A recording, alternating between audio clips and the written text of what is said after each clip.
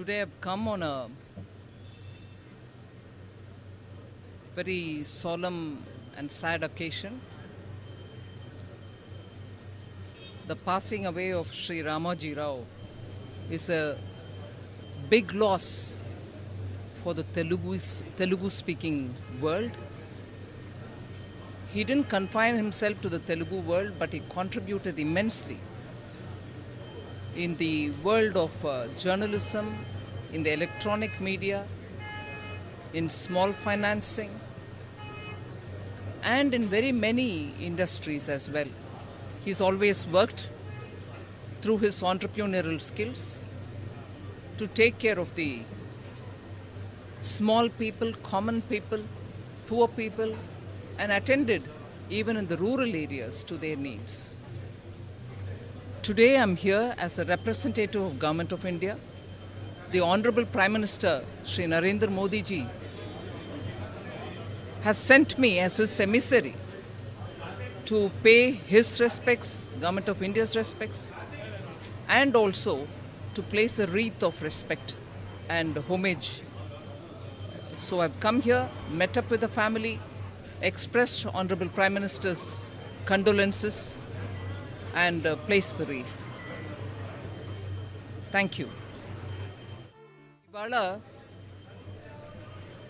గౌరవనీయులు ప్రధానమంత్రి గారు శ్రీ నరేంద్ర మోదీ గారు నన్ను కేంద్ర ప్రభుత్వ సార్బన వారి సార్బన ఇక్కడ వచ్చి కండోలెన్సెస్ ఇవ్వడానికి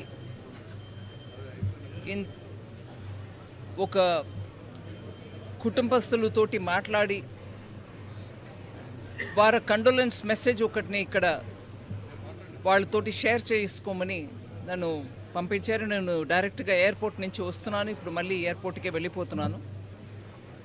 రామాజీరావు గారు కాంట్రిబ్యూషన్ గురించి వారికి బాగా తెలుసు.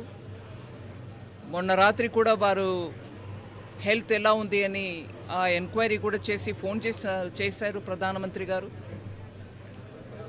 ఇవాళ ఈ కబరు దొరికినాక నన్ను వెంటనే వెళ్ళమని వారి ఆదేశం మేరకి నేను ఇక్కడ వచ్చాను.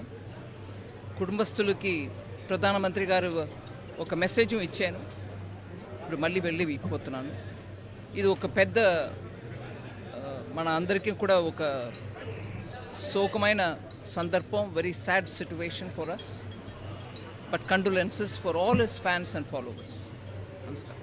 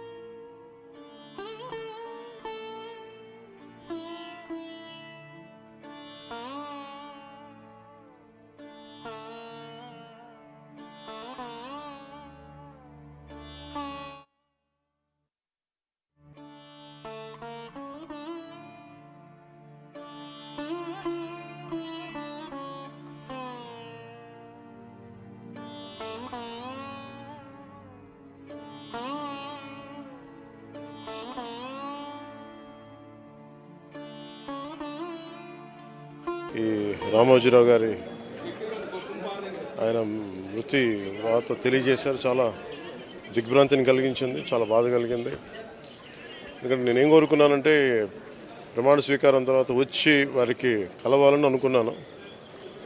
ఆ పాపం ఆయన ఎంత ఇబ్బంది పెట్టారు ప్రభుత్వాలు గత దశాబ్దన్నర కాలంలో. పాపం ఆయన ఎన్ని తట్టుకొని ప్రజలకి చైతన్యం చేసి ఆయన అండగా నిలబడ్డారు.